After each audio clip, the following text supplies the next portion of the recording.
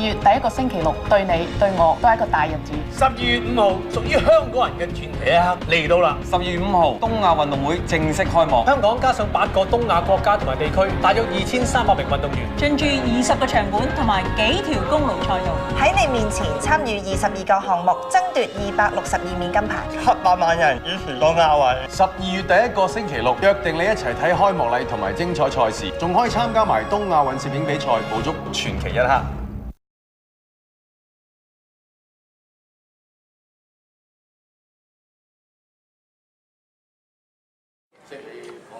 你好，歡迎大家嚟臨我哋今晚舞穗園聚會。咁咧，我哋嗰啲師傅咧，今晚真係好早已經喺齊度啦，非常之多謝你哋嚟臨。咁今晚嘅主題咧就係呢個迷蹤羅漢。咁我哋嘅會咧，霍先生咧係非常之歡迎以上兩位師傅嘅。咁主講者咧就係迷蹤羅漢聯會主席余長江師傅，請上座。多謝。師傅請坐。多謝。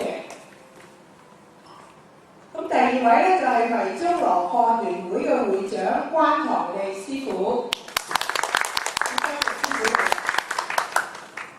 咁咧佢嘅內容咧就係講歷史嘅源流啦、門派嘅介紹、套路嘅演繹、招式嘅示範同埋拆解。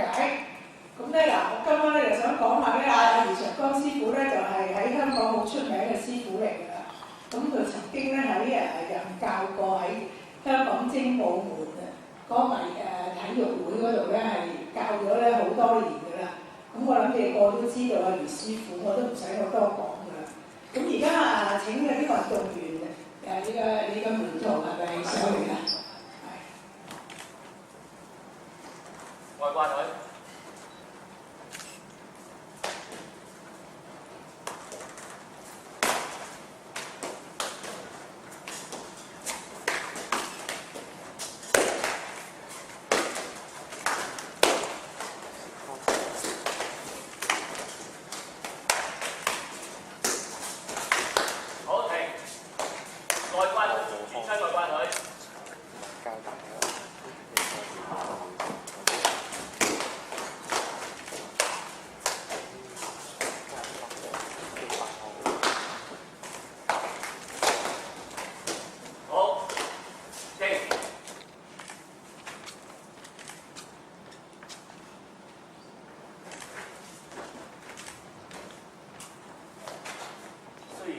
雖然我睇佢咧個身形比較客半啲但係都幾靈巧嘅嚇。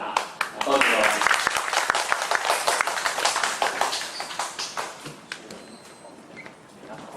就潘光順，豪仔，4公4幣。嘅即係馬式嘅打戲。最初訓練嘅時候就有互相係馬式對咁嘅對練嘅。馬式轉公式啊咁樣，基本上都係馬式公式。跟住開始就練習呢個走，一路走一路練習下少少走步啦、距離感啦。就依個係我哋4公4幣嘅打法，係走步轉，係好多種形式係。雖然係4下，每4下攻4下手，但係佢包括係封鎖攔係好多種嘅手法喺度。最主要就係步法。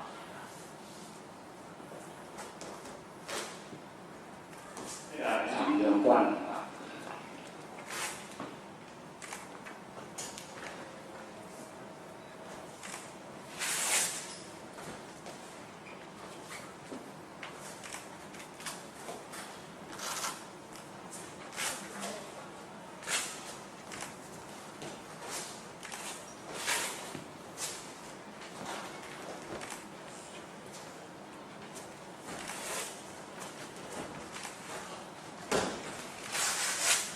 以上咧先會教㗎啦嚇，咁就以前古人講話5年槍10年劍，即係以前古人嘅練習嘅時間方式，都話要練5年嘅槍先至叫做起碼叫做見得下人，而練劍仲要10年添，係以前嘅人嘅計法啦，唔係而家啲人啦，而家人練10年都唔同。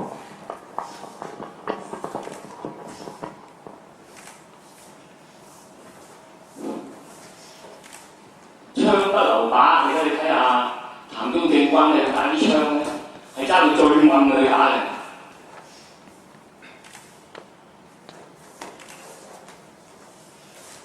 點解話會支槍未公開嗰啲出去表演咧？就因為我哋施工喺一個國外以前嘅一個好盛大嘅武術比賽裏邊咧，得到嗰位武林名宿就去表演完之後咧就參哦。哇！可以袋呢個有袋嘅呢度，咩都可以袋埋。開始啊！剛才嗰個咧叫梅花槍。依江潔婷小妹妹打呢套咧就係功力拳，係精武10套其中嘅一套，係入門嘅拳術。啊！剛才都應該都係譚中正師傅示範嘅就係梅花雙刀嘅。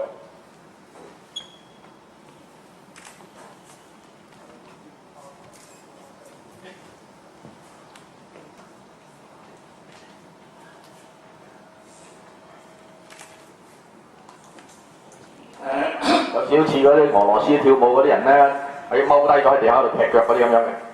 咁啊，仲有好多其他嘅腰嘅鍛鍊啦、拳嘅鍛鍊啦、膊頭嘅鍛鍊啦，咁樣基本功其實都好多。不過剛才只係示範咗好少嘅一部分嘅。咁佢哋平時每一次都應該係會練呢啲嘅。咁你之後作為一個運動嘅啫，作為熱身運動之後咧，先至開始練拳嘅。咁練拳咧，其實就幾十套會有。咁當然冇可能打到幾廿套拳㗎啦，每個人都。咁可能揀啲簡單嗰啲，譬如喺初學嘅就練嗰啲長拳啊、唐拳啊、蕭和元啊，蕭和元冚唪唥大家都未見過咧。剛才只係睇到好少一部分啊，因為時間所限咧，亦都冇可能啊，佢哋都辛苦啦嚇。咁剛才大家睇到少少嘅梅花雙刀啦、梅花槍少少嘅示範啦嚇，咁就亦都可能唔知係咪法例所限咧，冇帶真刀嚟啦嚇，即係呢諗冇所謂。咁咁繼續就潘光純打你哋話講冇睇過嗰度蕭和院啦，好嘛？好啊。呢個就話某啲空手道師傅黑帶3、4段走嚟想學我哋派嘅拳。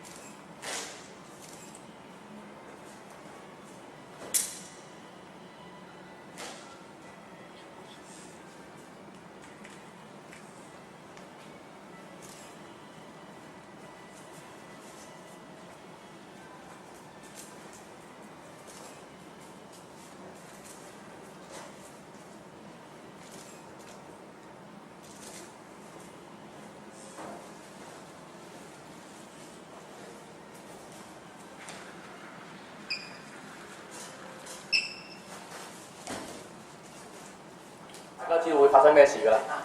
吉到自己咯。呢個尖位又可以攞嚟吉人，呢度咧有個吉人，呢度吉人，呢度又利晒嘅，呢度走去乜咁埋吉叉，個頸咧又係咁黐㗎。咁呢度咧就勾啦，呢啲咧全部都利嘅，呢啲位都利嘅，所以有啲動作咧一對咧，佢揾呢度去懟人嘅。所以呢個咧，如果我冇記錯，好似係話係7人嘅，即係話咧7個地方都利嘅。呢度可以篤人，呢度篤人，呢度篤人，呢度呢個咧就可以插落條頸嗰度。咁咧呢度咧又可以插人，呢度係骨雞。